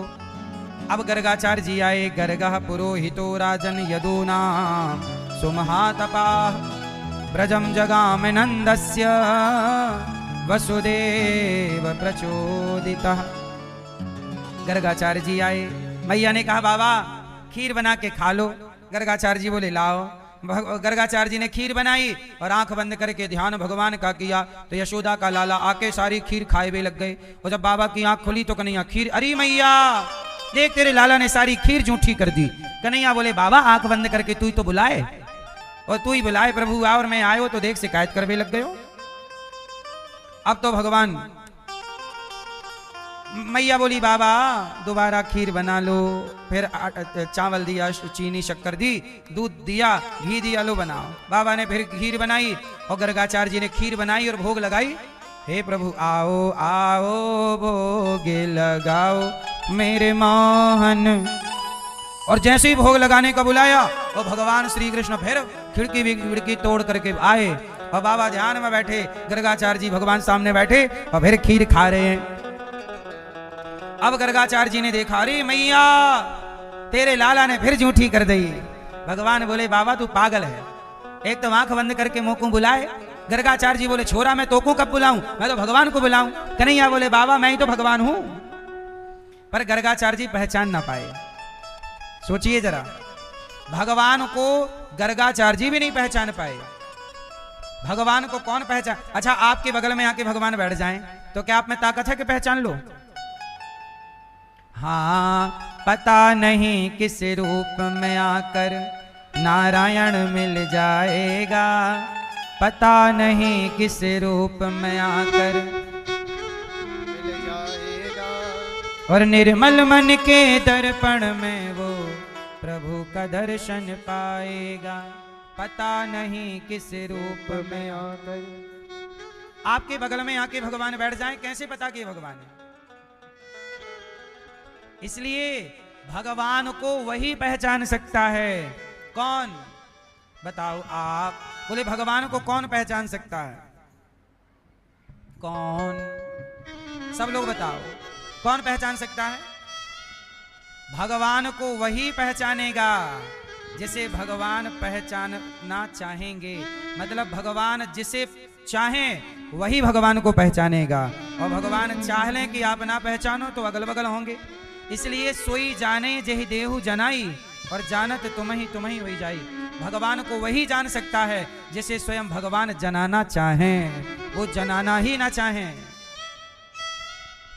इसलिए हे प्रभु आप ऐसी कृपा करो कि आपको ये दास ये दासी जान जाए, पहचान पाए। आप कण कण में हो पर हम पहचान नहीं पा रहे हैं। भगवान इतनी बुद्धि दे दें तो फिर कण कण में हमें वही वही ना दिखने लग जाए। ये कब आएगा? जब प्रभु कृपा करते हैं तब ये दृष्टि मिलती है। हाँ, अब गर्गाचार्य जी ने तीसरी बार खीर बनाई। मैया ने बड़ी प्रार्थना की, बाबा एक माँ का, अब मैं लाला को पकड़ के रखूंगी, ऐसे आएगा नहीं। अब मैया ने लाला को कस के पकड़ लिया, कन्हैया को, और गर्गाचार्य जी को कहा महाराज एक बार और खीर बना के अपना भोग लगा के खाओ, आप ब्राह्मण देवता हो, आप अपने हाथ से बना के खाते हो, ये लो। फिर सामान दिया, फिर गर्गाचार्य जी ने बनाया और फिर भोग लगाए। आओ भोग लगाओ मेरे मोहन। और जैसे ही बुलाया तो कन्हैया ने मैया को ऐसी अच्छी अच्छी बातें सुनाई कि मैया सो गई। और मैया सोई तो कन्हैया फिर आए और आके बाबा के खीर को फिर खाए हुए लग गए। और अब की बार गर्गाचार्य जी ने जब आंखें खोली तो वहां नंद को लाला ना आए, वहां जगत के पालनहार भगवान श्री कृष्ण चतुर्भुज रूप में खड़े। अब गर्गाचार्य जी बोले अरे जिन्हें मैं यशोदा का बेटा समझ रहा वही प्रभु हैं, चरणों में गिर पड़े। भगवान बोले बाबा ये बात मैया से मत बताइयो कि मैं भगवान हूं। अब देखो जब भगवान ने चाहा तो गर्गाचार्य जी जान पाए, भगवान नहीं चाहते तो भगवान को कोई। अब तो गर्गाचार्य जी वो खीर खाने लग गए और पूरे शरीर में खीर का प्रभु का प्रसाद लेपन कर लिया। प्रभु आपने कृतार्थ कर दिया। फिर कन्हैया छोटे से बन गए। मैया आई, बाबा अब की बार फिर झूठी कर दी का लाला ने खीर। गर्गाचार्य जी बोले मैया तेरे लाला ने तो मुझको कृतार्थ कर दिया। बाबा ऐसो काय को कहे। गर्गाचार्य जी बोले मैया तेरो लाला लाला ना है तो लाला मेरो कौन है? अरे मैया तेरो लाला। अब गर्गाचार्य जी ये कहने वाले थे तेरो लाला भगवान है, तब तक भगवान ने कहा बाबा पिटवाएगो का? अरे मेरी मैया को ये मत बताइयो कि मैं भगवान हूं। यदि तुमने ये बता दिया भगवान हूं तो अरबा में ले जाके धर देगी मैया। अभी तो कम से कम गोद में झुलाती है, दूध पिलाती है, प्यार करती है, भगवान बच्चे वाला प्यार, भाई माँ बेटे वाला ना प्यार लुटा रही है। और ये पता चल जाए कि तो भगवान है तो बेटे वाला प्यार थोड़ी मिलेगा। हाँ, लोग बेटे को ज्यादा प्यार करते हैं, भगवान को नहीं। इसलिए भगवान भी भगवान होने से डरते हैं, बोले मैं भी बेटा बनकर ही आऊंगा, क्योंकि बेटों को ज्यादा मिलता है। इसलिए यशोदा के बेटा बन गए, कौशल्या के बेटा बन गए, क्योंकि बेटे को प्यार, भगवान को प्यार नहीं करते लोग इतना। भगवान को पाने वाले, भगवान को चाहने वाले लोग कम हैं, बेटे को चाहने वाले लोग ज्यादा हैं। बेटा नहीं होए तो बेटा बेटा उसके लिए रोएंगे, बेटा हो जाए तो मेरा बेटा बेटा बेटा बेटा, फिर बेटा बड़ा होके कुछ बड़ा कामयाब, मेरा बेटा ऐसा, मेरा बेटा ऐसा, मेरा बेटा ये, मेरा बेटा वो। फिर बेटा घर से निकाल दे, डांटे मारे, तो मेरा बेटा ऐसा, मेरा बेटा वैसा, मारता है, डांटता, सेवा नहीं करता, ये बेटा वो, है ना। सारी जिंदगी आदमी बेटे के, बेटी के मोह से नहीं निकल पाता।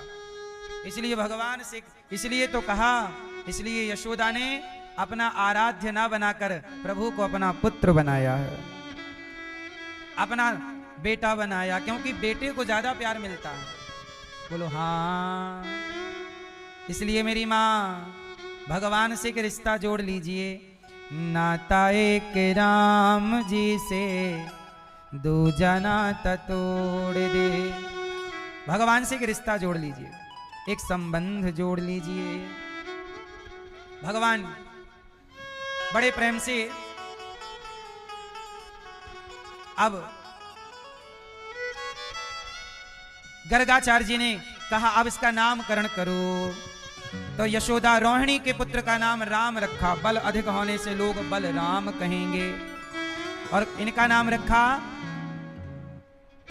शुक्लो रक्तस्तथा पीता इदानीं कृष्णतां गतः। कृष्ण नाम रखा इनका नाम। कर्ष्यति कृष्ण, तो सबके चित्त को अपनी ओर आकर्षित कर लें, चित्त चुरा लें, है ना। भगवान क्या चुराते हैं? चित्त चुरा लिया, है ना।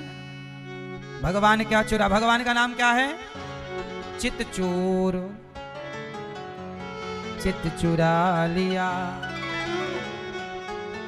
मैंने प्रभु से प्यार करके चित्त चुरा। भगवान का नाम माखन चोर नहीं है। क्या चोर है? ये क्या चुराते हैं? चित्त चुराने में विख्यात हैं। क्या चुरा लेते हैं? जिसका मन मक्खन की तरह निर्मल कोमल होगा, उसके मन रूपी मक्खन की चोरी कर लेंगे भगवान। फिर आपका मन जब चोरी हो जाएगा फिर लगेगा ही नहीं। उद्धव जी ने गोपियों से कहा मन यहां लगाओ, गोपियां बोली मन है ही नहीं। कहां गया?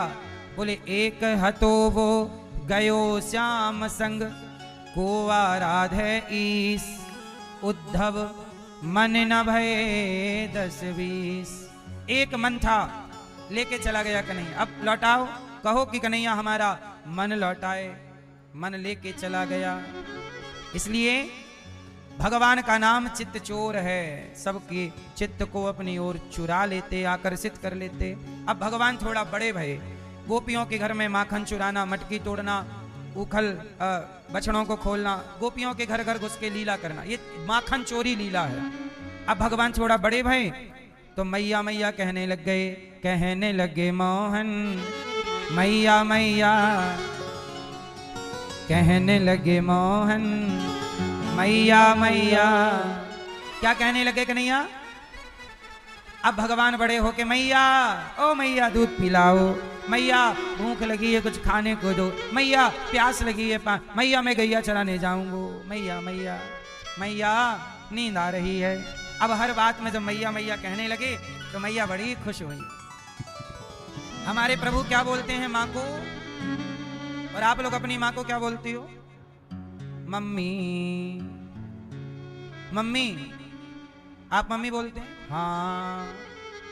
आप क्या बोलती हैं भैया? आप क्या बोलते हैं अपनी माँ को? मम्मी, माँ। मैया आप क्या बोलती हो अपनी माँ को? ये आपकी माँ है? हाँ हाँ। क्या बोलती थी आप अपनी माँ को? मम्मी। मम्मी का मतलब जानती हो क्या होता है? क्या? मुर्दा, मरा हुआ। जब पता था तो काहे मैया को जीते जी मुर्दा बना रही थी आप? मम्मी कहते हैं मरे हुए को, मम्मी मम्मी नहीं बोलते, मम्मी। जल्दी जल्दी में आप लोग क्या बोलते, मम्मी कहाँ हो? मम्मी नहीं है पगले, मम्मी तो मरे को कहते हैं, बॉडी को मम्मी। मम्मी रॉन्ग, तो राइट क्या? मैया, माँ। क्या सही है? माँ, माता जी, मैया जी, ये सब सही है। मम्मी गलत है। तो आप लोग मम्मी नहीं कहना, आप क्या कितने लोग बोलेंगे? मैया या माँ? माता जी। क्या बोलेंगे? मैया। भाई आप क्या बोलते हो अपनी माँ को? मम्मी। मम्मी तो बोलना गलत ही है। आप क्या बोलते थे अपनी माँ को? आप भी मम्मी बोलते थे? आप भी? कहां सीख गए मम्मी बोलना? पहले ही से सब बिगड़ा है क्यों? अब हम कितना सुधारे हैं?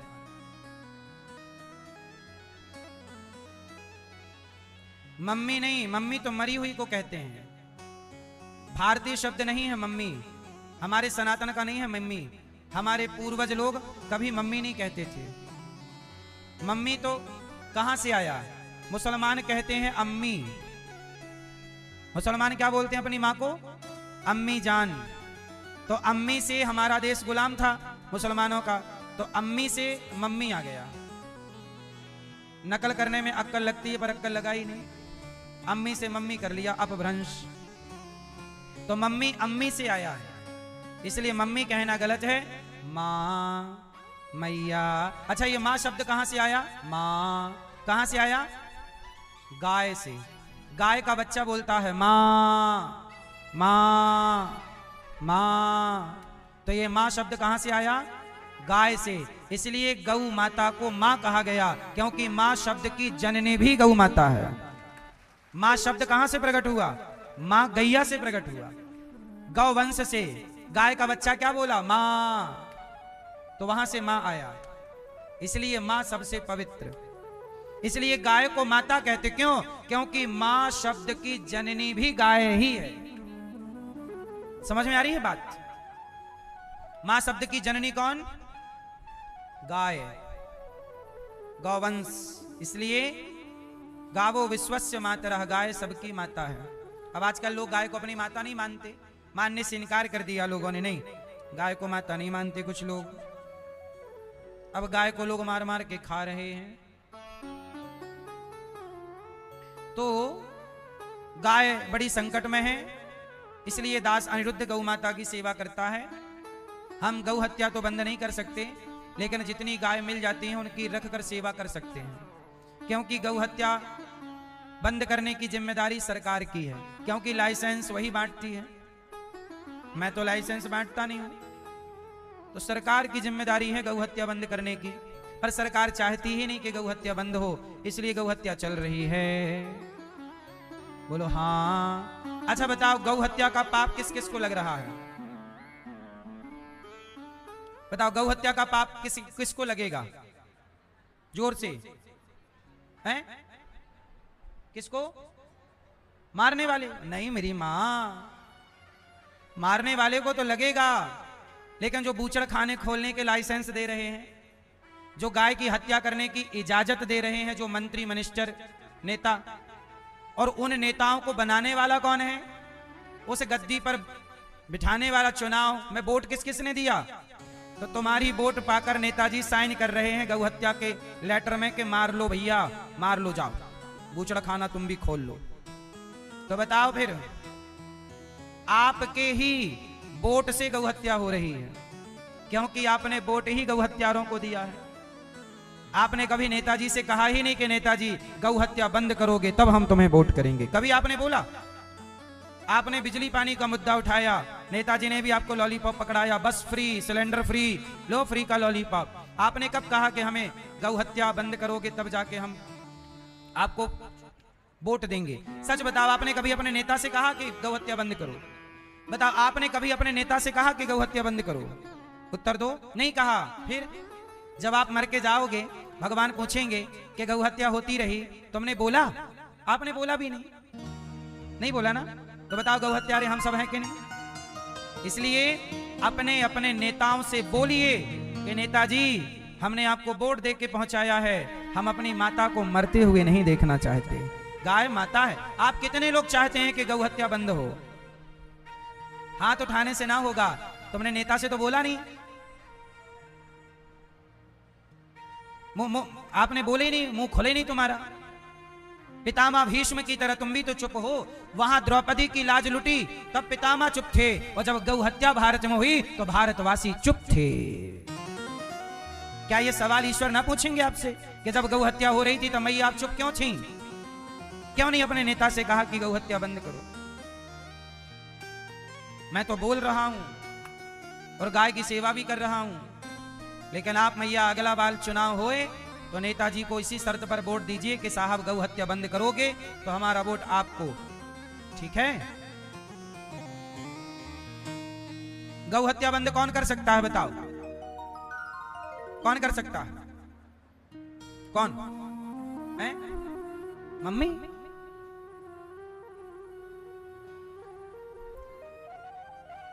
गौ हत्या बंद कर सकते हैं मोदी जी। मोदी जी 1000 का नोट बंद कर सकते हैं, 2000 का नोट बंद कर सकते हैं, 500 का नोट बंद कर सकते हैं, तो फिर गौ हत्या क्यों नहीं बंद कर सकते?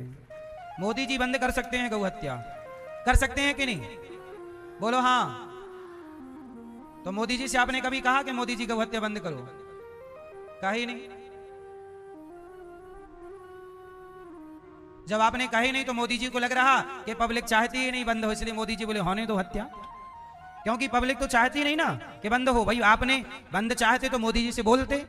आपने कब मोदी जी को मेल किया कि मोदी जी गौ हत्या बंद होनी चाहिए? एक मेल कब डाला? दिखाओ मेल कब डाला? आपने क्या किस तरीके से कहा? पब्लिक चाहती नहीं है। जब पब्लिक नहीं चाहती तो नेता क्यों चाहेंगे? सोचो ना भाई, नेता वही करते हैं जो पब्लिक चाहती है। पब्लिक कहती है कि बिजली बिल माफ कर दो, नेताजी माफ कर देते हैं। पब्लिक चाहती है सिलेंडर सस्ता हो, सिलेंडर हो जाता है सस्ता, सब्सिडी बढ़ जाती है।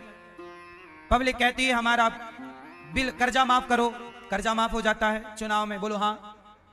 तो जो पब्लिक चाहती है वो नेता करते हैं। पब्लिक चाह ले कि गौ हत्या बंद हो तो बंद करना पड़ेगा, लेकिन आप चाहते ही नहीं है।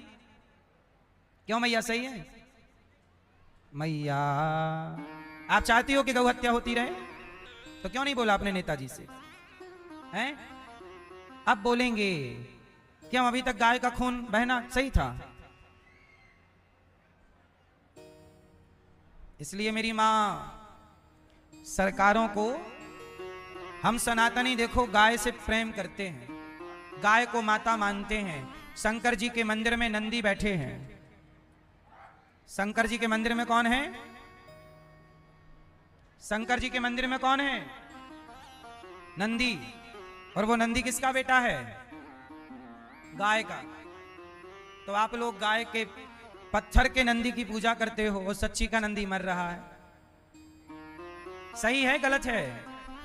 इसलिए आपसे मेरी प्रार्थना है, मेरे से कोई भी नेता मिलता है, मैं उससे और कोई बात नहीं करता। नेता से एक ही बात करता हूं, ये बताओ गौ हत्या कब बंद कराओगे? बस मेरी एक ही। इसलिए मेरे से नेता नहीं मिलते ज्यादा। उनको लगता मिलूंगा तो अभी कहेंगे हत्या बंद कराओ। इसलिए आपने देखा होगा नेता मेरे पास कम आते हैं,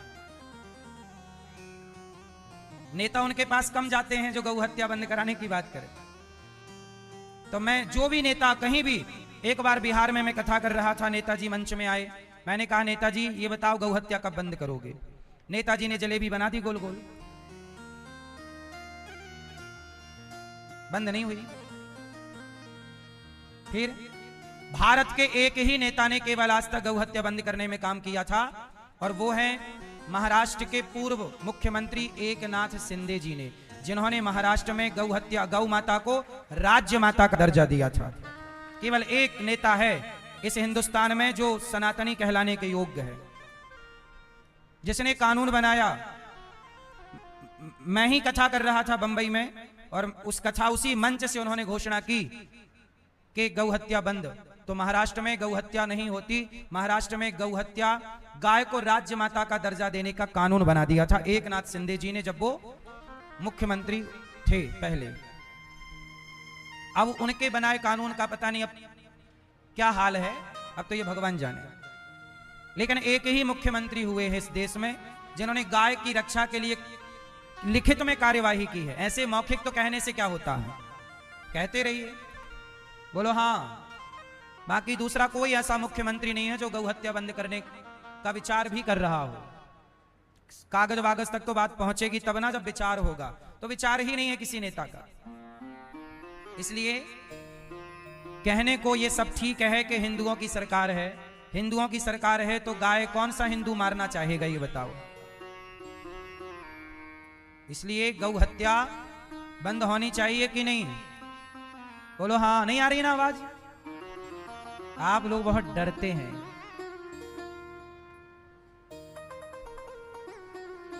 आप लोग भी भीष्म पितामह के रास्ते पर हैं, चुप रहेंगे। हम नहीं बोलेंगे महाराज, आप बोलो बस, हम तो बोलेंगे भी नहीं। बस महाराज जी हमारा बिजली का बिल माफ हो जाए और पानी घर में फ्री वाला आने लग जाए और उससे घूमने के लिए सीट फ्री कर दो, बस बसों में सब फ्री, गाय को खा जाओ मार के, कोई दिक्कत नहीं है। सीट फ्री होनी चाहिए, बस सीट फ्री मिलना चाहिए घूमने फिरने के लिए। भारत की जनता को जितना बेवकूफ नेता लोग बनाते हैं इतना बेवकूफ कोई नहीं बना सकता। और भारत की जनता को बुद्धू बना बना के नेता लोग अपना काम कर लेते हैं। और आपको भी फ्री की सीट चाहिए, फ्री का लॉलीपॉप चाहिए, बस फ्री। पैसे में तो क्या ना कर लो आदमी, पैसे से ना मैया अच्छे लोग नहीं बिकते, है ना। जो बिक जाए वो काय का व्यक्ति है।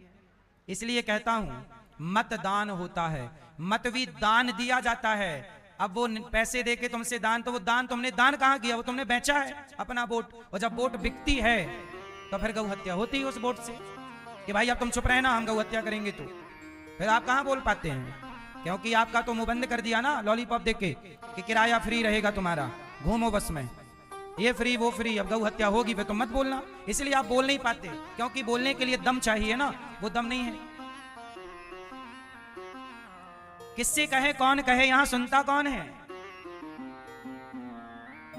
इसलिए गाय संकट में है, गाय पर किसी का ख्याल नहीं है, ध्यान नहीं है। जबकि इतनी सी बात है, मोदी जी आए कह दें कि भाई अब से गौ हत्या बंद, बस कौन करेगा इसके बाद, किसी में ताकत नहीं है। मोदी जी ने कह दिया गोल्ड मत खरीदो, लोगों ने खरीदना बंद कर दिया। मोदी जी कह दें, हाँ मोदी जी ने कह दिया गोल्ड मत खरीदो, तो दुकानों में 95% भीड़ समाप्त हो गई। अब नहीं है भीड़ दुकानों में, लोग गोल्ड नहीं खरीद रहे हैं, मोदी जी की बात मानते हैं। मोदी जी कह दें कि गौ हत्या बंद, फिर देखो कैसे, कौन बंद नहीं करेगा, कौन की ताकत है कि मार डाले। मोदी जी को हम लोग अपना आदर्श मानते हैं, लेकिन मोदी जी, बाकी सारे काम अच्छे हैं मोदी जी के, कोई किंतु परंतु नहीं है मोदी जी पर। एक शिकायत है मोदी जी से, आप गौ हत्या बंद नहीं कर रहे हैं मोदी जी, बस ये सही है, बाकी सारे काम मोदी जी के सही है। बस एक गलत काम है कि मोदी जी के माथे पे गौ हत्या का कलंक लग रहा है।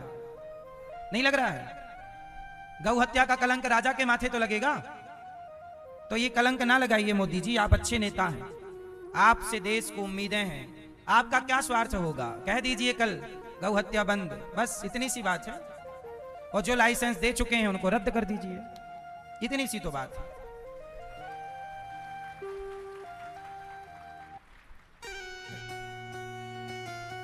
मोदी जी सबसे बढ़िया नेता हैं। देश के लिए, देश की सेना के लिए जितना काम मोदी जी ने किया पहले किसी ने नहीं किया, किसी प्रधानमंत्री जी ने। इंदिरा गांधी जी से भी कहा था स्वामी श्री करपात्री जी ने कि गौ हत्या बंद करो, उन्होंने नहीं सुना। इंदिरा गांधी ने नहीं किया, कांग्रेस की सरकार में गौ हत्या बंद नहीं हुई, तो अब बीजेपी की सरकार में तो गौ हत्या बंद हो, तब ना हम लोग गर्व से कहेंगे भाई ये सनातनियों की सरकार है, गौ हत्या देखो बंद कर दी। जब करोगे नहीं तो हम लोग किस मुंह से कहेंगे कि तुम सनातनी सरकार हो। तुम्हारे सारे काम सही हैं, पर एक तो है ही ना भी वो गलत रास्ता जहां गाय के प्रति सनातन की इतनी बड़ी आस्था है। मैं यह सही बोल रहा हूं, मैं गलत बोल रहा हूं? मोदी जी से कोई शिकायत नहीं है, बस जनता जनार्दन का निवेदन है कि गौ, कितने लोग चाहते हैं मोदी जी से गौ हत्या बंद कराना? देखो मोदी जी इतने लोग चाहते, पूरा भारत चाहता। आपसे उम्मीदें हैं, आप सदा अपने मन की बात कहते हैं, इस बार जनता जनार्दन के मन की बात सुन लीजिए। सही है। चलो, तो हमारे भगवान श्री कृष्ण गाय की सेवा करने लग गए। गाय का भगवान बछड़ा बछियों के संग पूंछ पकड़ के खेल रहे हैं, गैया के संग चल रहे हैं, ऐसा भगवान की लीला होने लग गई। भगवान मैया मैया कहने लग गए। मैया, आप भी मैया कहा करो, मम्मी नहीं। और पापा, आप कहते हो पापा, क्या बोलते हो जोर से? पापा, पापा नहीं, क्या बोलना है? पिताजी। पापा रॉन्ग है। पापा मतलब, पापा एक तरह की गाली है संस्कृत में और हिंदी के इस जगत में। पापा एक गाली होती है। पापा पापी को कहते हैं। पापा किसे कहते हैं? जो बहुत बड़ा पापी हो उसे पापा कहते हैं। पापी से ने पापा, इसलिए पापी को पापा कहते हैं, बाप को पापा नहीं कहते। लेकिन आप लोग तो पापी, या तुम्हारा बाप पापी है क्या? दिन भर पापी पापी कहते हो, पापा पापा। आप क्या कहते हो बेटा अपने पिताजी को? डैडी। ये डैडी क्या होता है? तुम और पापा से भी एडवांस हो। डैडी में क्या छिपा हुआ है? डेड बॉडी बनाना चाहते हो हैं? डैड, अरे भाई वो तो जिंदा, काहे तुम डैड कर रहे हो उसको? हाँ, मारे डाल रहे हैं। मम्मी को मम्मी कह गए, डैडी को डैड डैड। ऐसे ही में जल्दी हो जाती है डेथ, डैड डैड से। ये सब रॉन्ग है बेटा। भारत में रहते हो कि कहीं और? भारत में पिताजी का कल्चर है। माता त्वमेव माता च पिता। बाप को पापा नहीं, पिता सबसे सही है। पिता और सही बाबूजी। और सही क्या? बाबूजी, पिताजी, पिताश्री, पापा, डैड, बाबूजी, पिताजी। सही है? क्या बोलेंगे? पिताजी। भारत के हो ना? भारत का रहने वाला हूं, भारत की बात सुनाता हूं। है प्रीत जहां की रीत, सदा मैं गीत वहां के गाता हूं। भारत का रहने वाला हूं, भारत की बात सुनाता हूं। ये भारतीयता है, डैड वैड नहीं, सीधी सी बात। क्या? पिताजी। बहुत ज्यादा रिश्तों को रिश्ते रहने दो, मजाक नहीं। अब भारत में अब आप लोग कहते हो आंटी, आंटी वांटी यहां अच्छा नहीं लगता। आंटी का कल्चर अपना नहीं है। मौसी कहो, चाची कहो। जो अपनापन चाची में है, मौसी में है ना, मैया बुआ में है, वो आंटी में थोड़ी आएगा। आंटी ले दे के मौसी है तो आंटी, बुआ है तो आंटी, पड़ोसन है तो आंटी। काहे बात की आंटी? क्यों? इसलिए भारत की बात करो थोड़ा सी, भाषा को जिंदा रखो। किसको जिंदा रखो? भाषा। भाषा को मरने ना दो। मौसी ये भारतीय भाषा है, बुआ भारतीय भाषा है, चाची, चाचा, काकी, काका। आप लोग काकी काका समझते हैं? काका, काका समझते? काका किसे बोलते हैं पता है आपको बेटा? आप बताओ काका किसे बोलते हैं? देखो बच्चों को नहीं पता, बच्चों को ये नहीं पता कि काका किसे कहते हैं। काकी किसे कहते हैं जानते हैं? नहीं पता। सोचिए, ये भारतीय की हालत है। आपको पता है काकी किसे कहते हैं? किसे? मम्मी की बहन को? मम्मी की बहन को मौसी कहते हैं। मम्मी की बहन को मौसी कहते हैं। काकी किसे कहते हैं? चाचा, चाची। चाचा को काका और चाची को काका काकी। चाचा चाची को कहते हैं। और चाचा किसे कहते हैं पता है? चाचा किसे कहते हैं? पिताजी के बड़े भैया को। लो, ये बोल रही पिताजी के बड़े भैया को चाचा। अभी आपने बड़ा बोला है।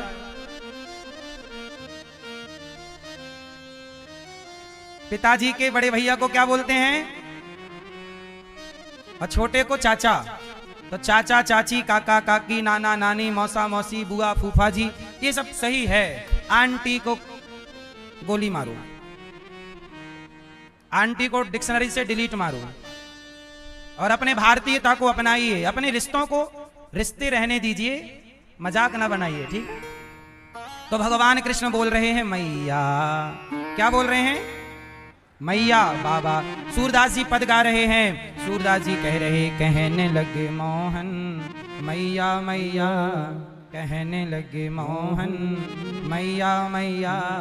और पितानंद सो बाबा बाबा, पितानंद सो बाबा बाबा, हलधर सो भैया भैया कहने लगे मोहन मैया मैया। तो भगवान क्या कहने लगे? मैया मैया मैया। एक दिन क्या हुआ, भगवान ने मिट्टी खाई। मैया बोली चौरे लाला तने माटी खाई है, मुंह खोल। तो जरा सा मुंह खोला तो इतने से पूरे मुंह में क्या दिखाई पड़ा? पूरा ब्रह्मांड।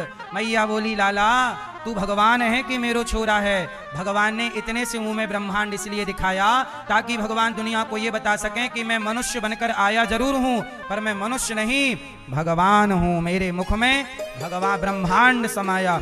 ये लीलाएं कुछ ऐसी हैं जो कि सामान्य व्यक्ति की लीलाएं, सामान्य व्यक्ति की बातें नहीं हैं।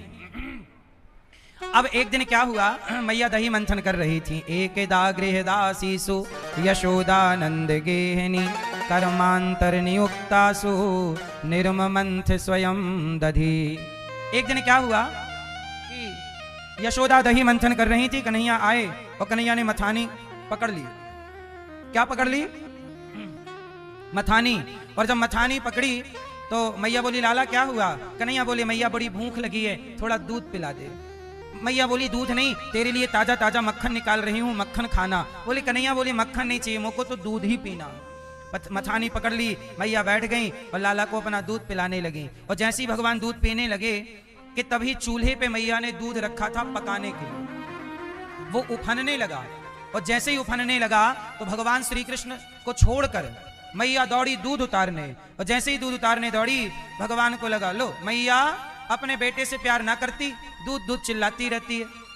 अब दूध उतारने गई, पूत को छोड़कर भगवान ने डंडा लिया और सारी मटकी भगवान ने तोड़ दी कि मैया का मन दूध दही में ज्यादा है, तोड़ देते हैं। और भगवान ने दूध दही की मटकी जब तोड़ी और मैया दूध उतार के लौटी तो मैया ने देखा पूरे आंगन में दूध दही बिखरा है। कन्हैया का पता नहीं, छोटे छोटे पांव के निशान दिखाई पड़ गए। मैया अच्छा इस कमरे में बैठा है। और जैसे ही डंडा लेके भगवान की ओर मैया चली तो भगवान भागे वहां से। और जब भागे तो मैया बोली लाला आज तो को पकड़ के ही रहूंगी। आगे आगे भगवान दौड़, मैया मत मारियो, मैया मत पकड़ियो। और जैसे ही भगवान आगे आगे चले, मैया थक गई। भगवान समझ गए कि मैया थक गई हैं, कहीं बेहोश ना हो जाएं। तब भगवान श्री कृष्ण ने क्या किया कि भगवान ने कृपा की और मैया के पकड़ में आ गए। और जैसे ही पकड़ में आए तो भगवान श्री कृष्ण को मैया ने, भगवान रोने लगे करके मैया ने डंडा फेंक दिया। अरे मैया को लगा कन्हैया ज्यादा डर गया। और जैसे ही प्रभु देखो रो रहे हैं, मैया बोली आज तू को बांध की रहूंगी, तूने उत्पात मचाया है, सारा मक्खन तूने बिगाड़ा है, दूध बिगाड़ा है, चल। उखल से बांधने लग गई मैया, आज तो को बांधूंगी। और जब बांधने लग गई तो रस्सी कम पड़ गई। क्या कम पड़ गई? 2 अंगुल रस्सी कम। भगवान को मैया बांधना चाहती है पर भगवान बंधते नहीं। आपको भी भगवान, आप भी भगवान को बांधना चाहते हैं प्रेम के बंधन में, पर भगवान आपसे भी कहां बंध रहे हैं। 2 चीज की कमी है, अहंकार और मोह। यदि आप अपना अभिमान छोड़ दें और आप यदि अपना मोह छोड़ दें तो भगवान आपके बंधन में बंध जाएंगे। किसके बंधन में बंध जाएंगे? आपको 2 चीजें छोड़नी पड़ेंगी। क्या क्या छोड़ना पड़ेगा? पहला अभिमान। जो अभिमानी होता है भगवान उसके बंधन में नहीं बंधते। जो क्या होता है? अभिमानी।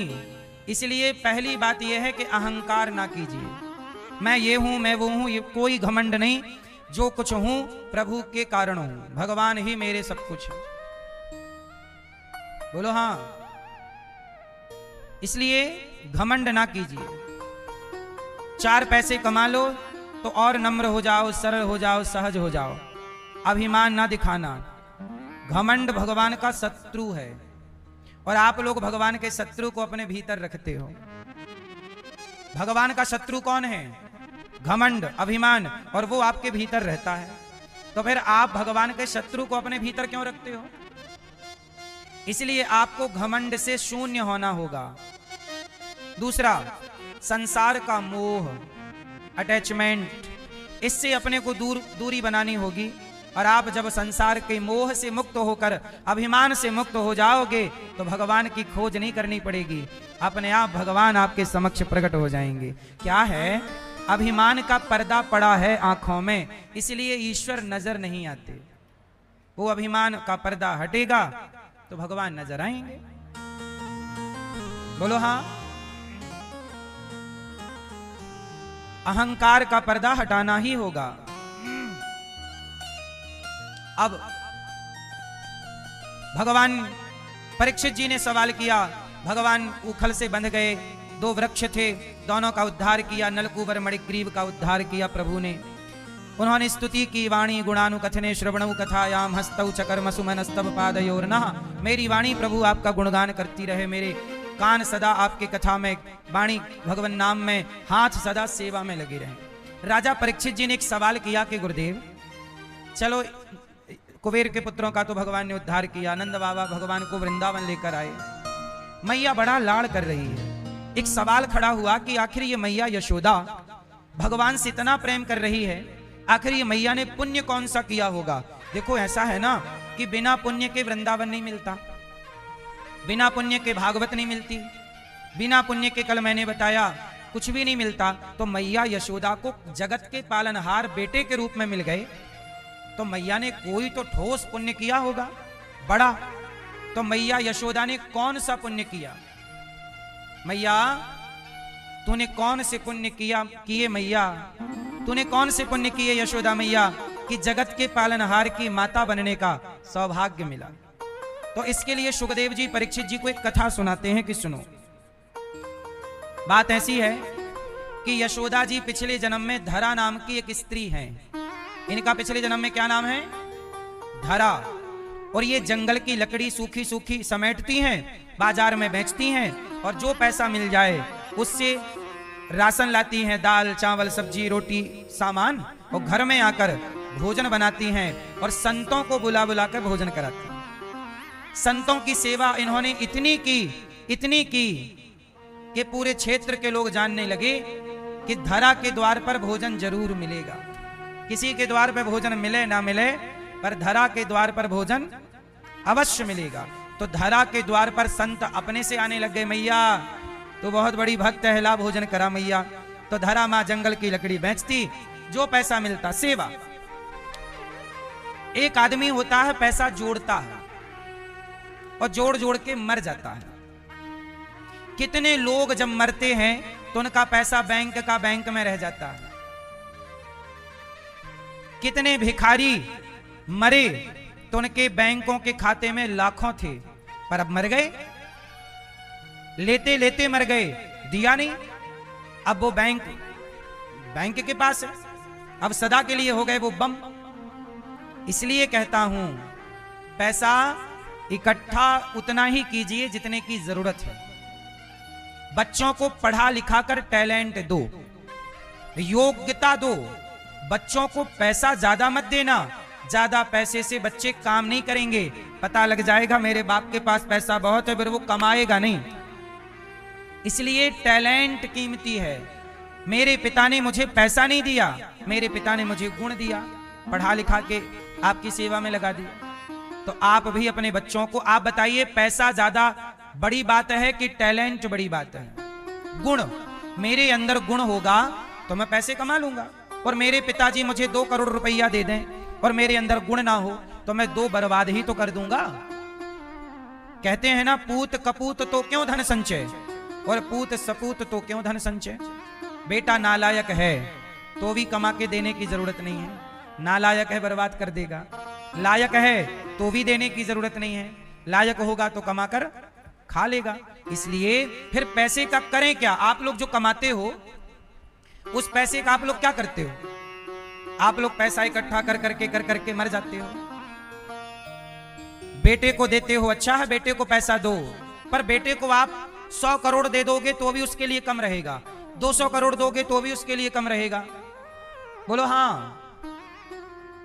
500 करोड़ दे दो भाई। जिन माँ बाप ने हजारों करोड़ दिया, अभी बंबई की एक घटना है, बंबई से अभी पिछली बार एक भैया कथा कराने आए थे, उन्होंने बताया कि एक पिता के 5 बच्चे हैं, 4 बेटे और 1 बेटी, टोटल 5। और पिता बंबई शहर में 100 फ्लैट छोड़ के गया, 100 फ्लैट। तो पांचों को यदि बांट दिया जाए तो 20-20 आ जाएगा। तो 20 फ्लैट यदि आपको बंबई में मिल जाए तो 2 फ्लैट में आप रहो, 18 फ्लैट किराए से दो तो सारी जिंदगी खाओगे। लेकिन वो सारे बच्चे आपस में लड़ रहे हैं, किसी को नहीं मिला, सरकार के मतलब उसके कोर्ट के कब्जे में है वो, क्योंकि आपस में लड़ रहे हैं। और एक ये तैयार नहीं है, बोले मैं पूरा लूंगा बाप का, जबकि नियम तो यही है कि बराबर बटेगा, लेकिन वो नहीं, मुझे ज्यादा चाहिए। ज्यादा के चक्कर में 10 साल हो गए, वो फ्लैट खंडहर होने लग गए। तो आदमी को लड़ने से फुर्सत नहीं है। तो तुम कितनी भी संपत्ति छोड़ के जाओ, बच्चे को तुमसे मतलब नहीं है, वो लड़ रहे हैं। तो पैसे ही आखिर उनके पैसा ही उनकी लड़ाई का कारण बना के नहीं। आज वो पांचों बच्चे एक दूसरे के दुश्मन हैं, एक दूसरे की शकल देखना नहीं चाहते। तो अब बताओ ऐसी दौलत का क्या करोगे जहां आपस का प्रेम ही नहीं हो। अरे जितना है उतना बहुत है। पैसा जिसके पास है वो भी परेशान है, नहीं है वो भी। इसलिए कहता हूं बेटों को लायक बनाओ, बहुत ज्यादा नहीं। बेटा तुम कमाओ और खाओ, जो पैसा है उसे क्या करें, दीन दुखियों की सेवा में, कोई स्कूल बना दो, कोई जरूरतमंद की सेवा स्टार्ट कर दो, है ना, अपने जीते जी सेवा कर लो। पैसा सही जगह लगना चाहिए। तो माता धरा क्या करती, पैसा जो बेच के मिलता लकड़ी, उस पैसे को कहां लगाती, सेवा में। इसलिए कहता हूं आप भी कमाओ और सेवा करो, कमाओ, यही जीवन। क्योंकि एक दिन या तो तिजोरी में रख के मर जाओ या तो सेवा करके मरो। तो सेवा करके मरोगे तो पुण्य काम आएगा, तिजोरी में धर के मरोगे तो धरा रह जाएगा। आदमी परेशान होता है। इसलिए कहते हैं सुकून की जिंदगी जीना हो तो मन को सेवा में लगाओ, कमाओ पैसा, पर पैसा कमाने का उद्देश्य हो। मैं पैसा इसलिए नहीं कमाता कि मुझे महल अटारी बनाना है, मैं पैसा इसलिए नहीं कमाता कि मुझे बड़ी बड़ी गाड़ियों का शौक है, मैं पैसा इसलिए नहीं कमाता कि मुझे हेलीकॉप्टर एरोप्लेन खरीदना है। मैं पैसा इसलिए कमाता हूं कि मुझे समाज की, वृद्ध माओं की, गुरुकुल की, अखंड रसोई की सेवा करनी है। मुझे एक विद्यालय बनाना है।